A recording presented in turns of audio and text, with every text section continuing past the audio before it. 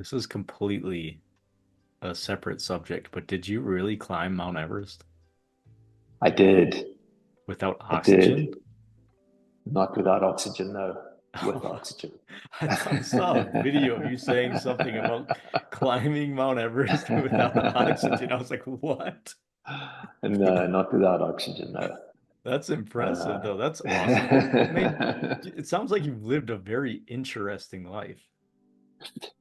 yeah, it has been, Chris. It has been. Yeah, it was a lifelong dream. I mean, it was a dream that I kind of adopted in um, way back in 1979, and then I held on to that for it was 26 or 27 years before I finally had the opportunity of actually going to the Himalayas and finally standing on the top. I mean, and that took two attempts. So my first attempt was I got to within 150 vertical meters from the summit and turned around, Hmm. um, and went back the following year and finally got there. So yeah, it was a that's it's interesting where you. I mean, I generally don't speak about that much anymore, but yeah, I'm surprised you found that somewhere.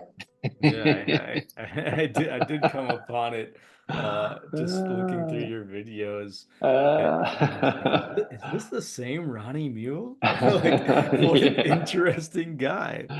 Yeah, no, it is the same me. That's for sure. You've done some cool stuff in your lifetime. No, very much. Yeah, And all the while, it was just consciousness. right. Your experience of all of that was just consciousness experiencing itself. Mm. Can you see that in your direct I can, experience? That I can. throughout Yeah, all of those experiences, it was just consciousness experiencing yeah, itself. yeah,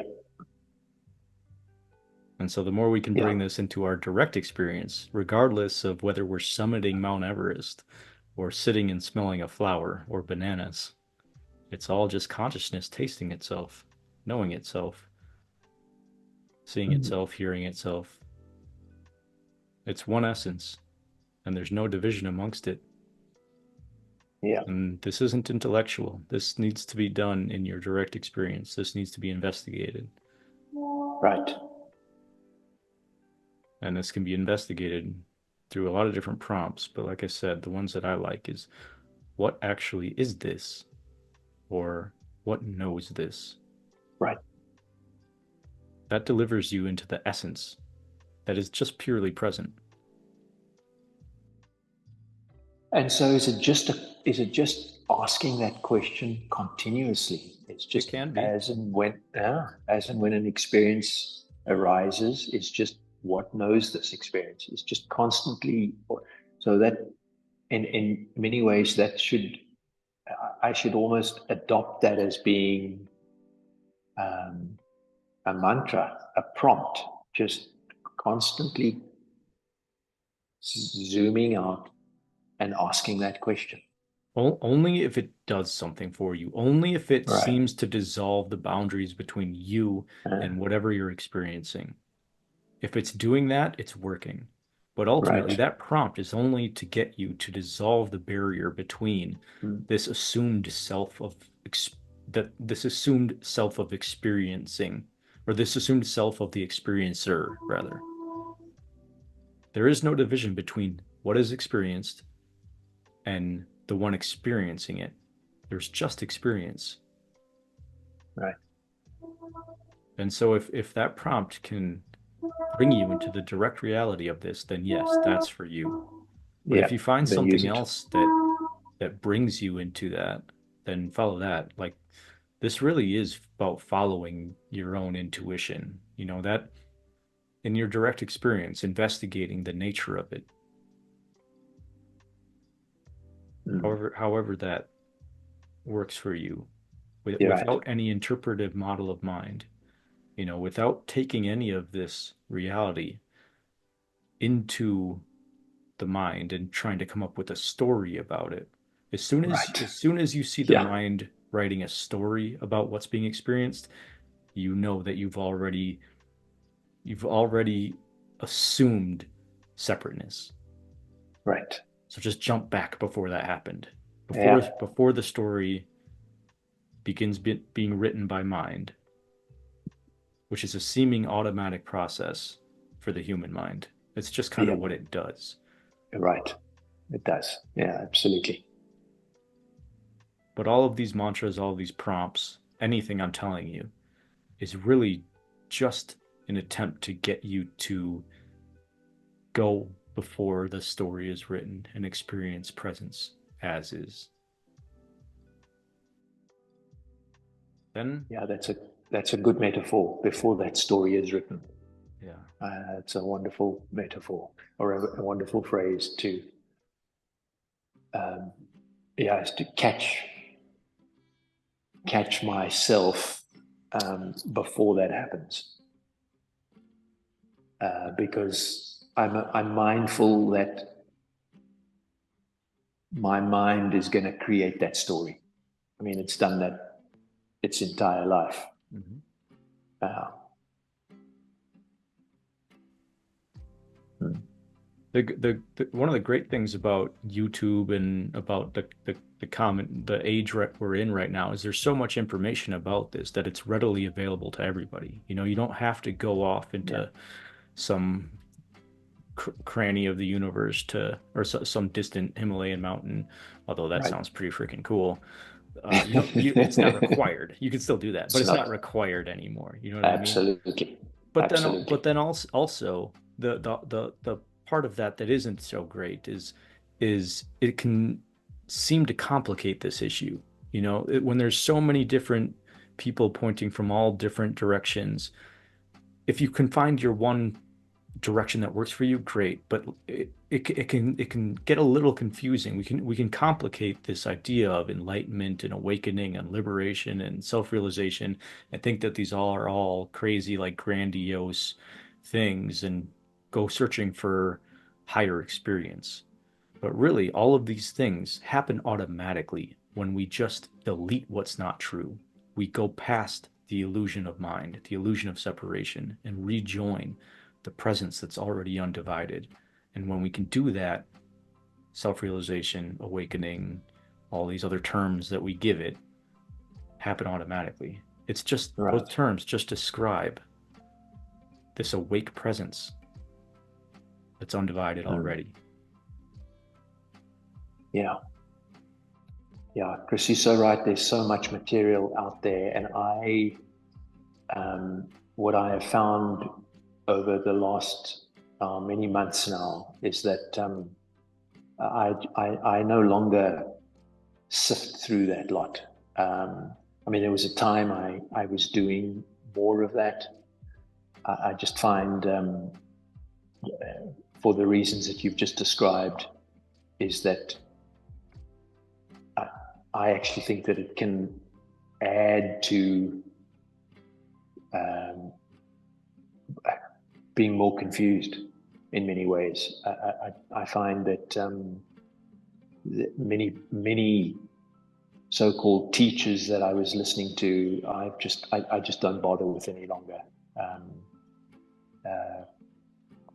for many reasons. Mm. Uh, yeah, Yeah. If a teacher isn't trying to point you towards your own direct experience, then it's just always going to be intellectual. Their teaching will yeah, always be intellectual. This needs yeah. to be encountered in our direct experience. And if a teacher isn't showing you how to look in your direct experience, then they're not really trying to get you to awaken. Hmm. Yeah. But it certainly, when one listens to some of this material, or you know, on whatever social media platform you're looking at, I mean, I think I get the sense that a lot of people are waking up Mm-hmm. and um, yeah, I mean, there definitely seems to be um, it seems to be the time for that. I totally agree. It Yeah, seems as though consciousness is awakening from the dream of right, separateness right. in Yeah, humanity. It you're seems right. to be the era for that. Yes, I You're agree. right. Yeah, And I don't mean to disparage any other teachers. There's fantastic. Everybody's at different places on this path. You know what I mean? Like some people are really still are just looking to boost their spiritual ego. You know, they're still looking just for a magical experience. They want to be able to perform miracles or to be seen a certain way by their peers. And that's probably just part of a natural evolution of spiritual maturity, as is sifting through all the millions of books on spirituality or digesting all the millions of spiritual YouTube videos. It's part of the spiritual journey to accumulate those things. But then there's also part of this path which then throws all of that away and starts to investigate your own right, direct experience, and that's when this truly blossoms. right. Yeah, yeah. That's another thing I find myself just not doing anymore is reading. I mean, I just feel that you know, I've read just about anything that I can, and I mean, I love the activity of reading, but um, I just yeah, yeah, it's just something that I just don't do any longer. Hmm. Uh, for the reason that it just I think adds it just confuses. I think. Yeah. Well, Um, if that's the experience, then yeah, yeah, don't read it anymore. Don't watch any yeah, more videos. yeah, The reading and the videos, like when we read something or when we watch something and it promotes a direct looking in us, that's great. That right, then that reading, that teaching, that video is relevant. But then it's yeah, important that as soon as we get that direct insight, we close the book, we shut the video and look. We look in our right, direct experience and actually do what's being said. Look in the way that's being pointed in our right, direct experience. And that's the only way that we can dissolve these illusions of separateness. right. Yeah, it's this has been it's I'm amazed that we're actually finally having this conversation, Chris. So I would not have yeah, I mean it's taken some time to put this together, and it's really been wonderful to finally connect personally. I'm surprised you woke up Uh, for it. It's so early over there. You're crazy, man. no, not at all, not at all, not at all. It's funny how the mind. I mean, before the alarm clock rang, I mean, I had already started coming out of that sleep state. Hmm. So the mind had anticipated me getting up anyway. What's quite common here in India is that after a lunchtime meal, many people will actually take an afternoon nap and have a sleep. And I've kind of got into that pattern. So I find I can get up at 4:30 in the morning. It's usually a meditation time for me, and then I usually do a walk. I find that even although I've done this long pilgrimage, it's still important for me to get out there and do some exercise. Hmm. Uh, so so I kind of do those. Those are my activities before breakfast time, Beautiful. and uh,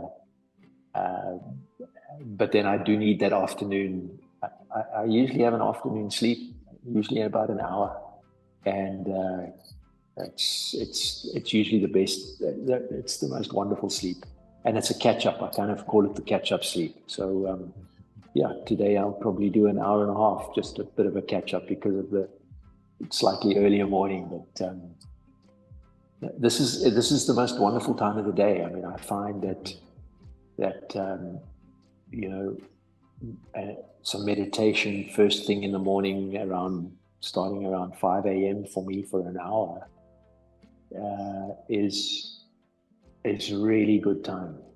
It's really good time. Somehow the energies are much more receptive to just being still and being quiet. Yeah. Seems so. And it's actually my favorite time of day too, is waking up just before the sun comes up and kind of Yeah. watch the world come alive and Right. gain its Right. activity. Right. What's interesting about sleep, next time you take your nap, this might be an interesting exercise, or reminding yourself, I'm just the awareness of this one falling asleep. Mm. That can be an interesting exercise because Right. part of this that kind of happens automatically is the division between the wake state and the sleep state doesn't seem so significant. You know, it's still just the one light that's looking through the prism of mind. And then in sleep, Right. it's no that singular light is no longer really looking as intensely through the prism of mind. It's a little bit softened. And so it no longer Uh, really has all of the limitations that the prism of mind suggested. And right. that's why in our sleep state, the physics of dreams doesn't apply as it does in the wake state. And that's because the limitations that we assumed when consciousness was looking through the prism of mind has softened, has loosened. And so the dream state can be less linear. It can be less, which can also mean it's more erratic, more chaotic, less predictable. Weird things can happen that wouldn't necessarily happen in the wake state. And that's simply because consciousness is loosening its Right. grip on this prism. And so it's becoming more back into its more infinite self. Right. Okay. And Yep. ultimately, what happens sometimes in sleep and sometimes in the wake state is there just is this intensity of light, and there's no more dreams. There's just this intensity of the light that's looking. It dissolves back into its infinite essence. The heart comes back into itself. Consciousness comes Mm. back into its singular nature as pure luminosity or pure, the luminous knowing essence. Mm. So I just invite you to investigate it. Mm. You know, Yes. as you Thank fall you. asleep, I'm just the awareness of this one falling asleep Mm. and Yeah. see where the division between the wake mind and the sleep mind is. Mm. Yeah. Yeah. Good Life exercise. life becomes a really interesting exploration. You know, it becomes a lot more enjoyable on the awake side. Only because reality is experienced rawly and investigated with a more playful demeanor because you don't take it so serious. Right. You Yeah. realize that I, yeah. you are not this person, body, mind, self that's fearful of its own death. You're just the consciousness that's looking through that, temporarily Mm. localized. Mm. Yeah, I can understand that. I mean, I, I do get a sense that with that sense of freedom uh, and lightness, that one can just, there's more joy, there's more fun, there's more um, humor, I guess. I think Totally. Yes. I have a sense that you can laugh a lot more at just the stupidity of this reality that I'm experiencing as a separate self. You know, you're looking at it from a different perspective of how one can take things so seriously and get caught up in mind games that are a complete waste of time and Well, totally irrelevant. absolutely. One of the things Yeah, that truly evaporates all away is judgment. Judgment of self and judgment of others. yeah, And experience is really liberated with just that. If you can truly let yep, go of all judgment, which is just it's a prism of mind, but also a prison of mind, right. judgment. Yes, I invite you to let that go today. yeah. yeah, I think that I don't have too much judgment, I don't but think you do yeah, either. no, But notice it no, every time it comes up sure, yeah, and especially judgment of self. You brought up uh, laughter. A lot of times uh, we'll be having this pure visceral belly laugh, a huge laugh, and then all of a sudden the judgment will creep in. Oh shoot, I'm being too loud, or oh shoot, now right, what is everybody else thinking about this? Like is this inappropriate? No, just right, be. right. Yeah, self-judgment. That I think that I'm probably more prone to do, We as all are. opposed to judging situations or people. I tend not to do that, but certainly, yeah, judging myself, um, because I've probably, uh, generally speaking, throughout my life, have taken my own life quite seriously in many ways, taken myself seriously, um, and therefore been judgmental of self, for sure. Can you Yeah. imagine walking around, like next time you're walking down a street and there's a whole bunch of people, can you imagine what walking down the same street would be like if every human being that you come across had no judgment of self or other? Yeah. Human civilization would be a party. Unbelievable. Yeah. Right. It would be the Unbelievable. exuberance that it's fully capable of being. Right. And I think in some ways we're heading in that direction, but it's gonna take some time. It's gonna take some time. I mean, I'm staggered that here we are in the year 2024, and what is going on in the world just amazes me that there can still be um, so many people that are completely unconscious of. I mean, I don't know. In many ways, I feel we nations and uh, we're going backwards. In It terms of our evolution. it can feel like this. Yeah. However, another perspective on this matter is a lot of people during this awakening process talk about what's called the dark night of the soul, or what can be felt experientially as a regression or a condensation Uh, of suffering that needs to be blasted through in order to get to the other side. right. And Right. that's kind of what consciousness is doing at on a larger scale as well, on a Right. That's a civilization, very good humanity, point. or Yeah. Earth scale. And so there's kind of Right. this fever dream condensing right now that one of the ways that you and I and other people encountering these things, one of the things that we can do is practice radical acceptance. Go Uh, into the middle of those situations and practice radical acceptance.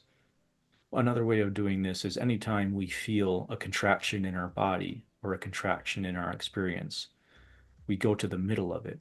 This is always the practice. Whenever we find something hard, go to the middle of it. Bring pure awareness, the pure awareness that you are, the pure consciousness that you are, into the middle of that sensation. mm, This is a very practical thing that we can do when we see right. disharmony in the world. Yeah. We don't shy away from it, we don't judge it, we don't push it away, and we don't try to flee from it. We go into the middle of it with radical acceptance, or what can also be termed pure awareness. Because there's Yeah. qualities in radical acceptance, pure awareness. These are just two different terms of the same thing. And those qualities are unconditional love. Pure awareness is Mm, unconditional love. You've right. maybe heard me say that before. Absolutely. I have Be- indeed. because it's pure Yeah. acceptance. Yeah. I'd not thought about radical acceptance and pure awareness being one and the same thing. I mean, it makes absolute sense to me, but I'd not uh, put those two together. Um, that's Radical acceptance yeah, kind of makes it seem like it's more involved, like it uh, requires something more of it, but really it's really just the same thing. It's entering into right, a space of disharmony with pure awareness or yeah, radical acceptance, and yeah, being that node of pure allowance within a discordant energy. And that's why the presence of a saint can have a real effect. That's why a holy place exists that can seem Mm, to transform violence or violent energies or disharmonious energies. It's why they can transmute these things because in full allowance, radical acceptance, pure awareness, all the same thing. There's we're allowing, we're no longer boxing these energies in by viewing them judgmentally. Pure awareness mm, allows all things, and then it allows the dissipation of these discordant energies. And so this is mm. a practical thing we can do in our own lives. Yeah, You know, if you see somebody yeah, having trouble, even just being the presence of pure awareness, in allow them to encounter them in just pure awareness. You don't have to do anything else. There's yeah, healing taking place there, even if you're just yeah, letting them, you know, speak out a whole bunch of terrible, violent things. You know, you're allowed, that's they're allowing it to just move through, to just be cleared out. yep. That's kind of why therapy works. You know what I mean? Talk therapy, things like that. Right, right, right.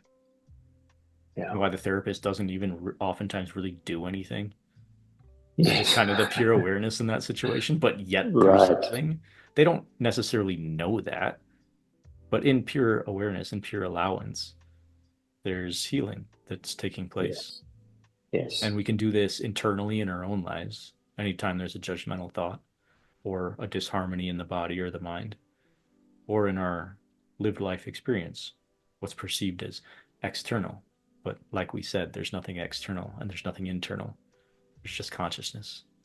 And yeah, so, can you be pure in those experiences? I know you're yeah. ready for these activities, Ronnie, because I watch your videos. Yes, thank you, Chris. Yeah. Do you think that, I mean, when you say that, you get a sense just in terms of what is being said or this the experience? Do you get a sense of that? Do I get a sense of what? Watching the videos, do you get a sense that I'm ready for that in Oh terms of yes, when oh you yes, watch oh those yes, videos? oh yeah. Okay. You could let go of everything right now, today, right now, in Yeah. our discussion right now. All right. You could walk away Yeah. from this, and I think there's just perhaps maybe just the tendencies to look through Uh-huh. a contracted looking lens that needs to be Uh, put aside. But other than uh, that, you're pretty clarified and you're ready for the full thing. yeah. Absolutely. No, I mean, it somehow deep inside of me, I know that. Hmm. Uh, yeah, I know that. Uh, and The only way you could say that is if you're already that. uh, yeah, no, I have a deep sense of knowing that, um, and, uh, and it's just I, there's a sense that there's some frills and there's some things happening on the surface that just I need to just kind of push aside. And again, I'm sort of saying that it's something that I need to be doing, but maybe there isn't any doing. Maybe it's just a something needs to clear. It's the belief in Um, the doer that needs to clear. yeah, yeah, Doing can happen, but you're not the mm, doer. There's just doing right, happening. right, That's the right, clarification that needs to happen. right, right. Yeah, yeah. No, I feel I'm ready, Chris. I do. I really do in my right deep down have that sense um, that I'm ready now, Don't allow your mind to very much. interpret or write stories about anything. Just demand the absolute truth of Yeah, this now moment yeah. in every moment. Demand the absolute Mm, truth of this. What is actually here? What actually is? mm, Walk about your day like this and see what happens. yes, yes. Mm, mm. Yeah, that's perfect. It's yeah. Yeah, this has been very helpful, Chris. Good. Um, very helpful indeed. Uh, yeah, I'm really I'm grateful that we've been able to put this together. Me too. Yeah, really grateful. And I'm grateful that you've been watching some of those videos. It's a really it's a cool thing. I mean, I appreciate I appreciate getting that your feedback. It's yeah, they've been fun. They've been fun to make. Um, I kind of miss doing that. I'm actually putting together something now about the ashram that I'm staying in, and try and put that up in the next week or so. I mean, but yeah, I mean, my purpose was really to record my experiences while doing this pilgrimage. We'll follow that. Um, This ultimately is just the joy of being, the yes, undivided joy of being. yeah, And so follow that fragrance wherever it takes you. yeah, yeah. Well, Ronnie, this has been beautiful. And anytime you want to have No, another thank you, talk, and if you want to do thank it you, at a Chris. different time that works better for you, let me know. Just email Okay, me. all right, Just send me an yeah, email. all right. Okay, cool. No, I will do that. All right. Thanks for No, connecting, Ronnie. Love you so much, man. thank you so much. Yeah, All right. Chris, See you. and love to you too. Thank you so much, my friend. Thank you. We'll Thank talk you. to you soon. Thank you.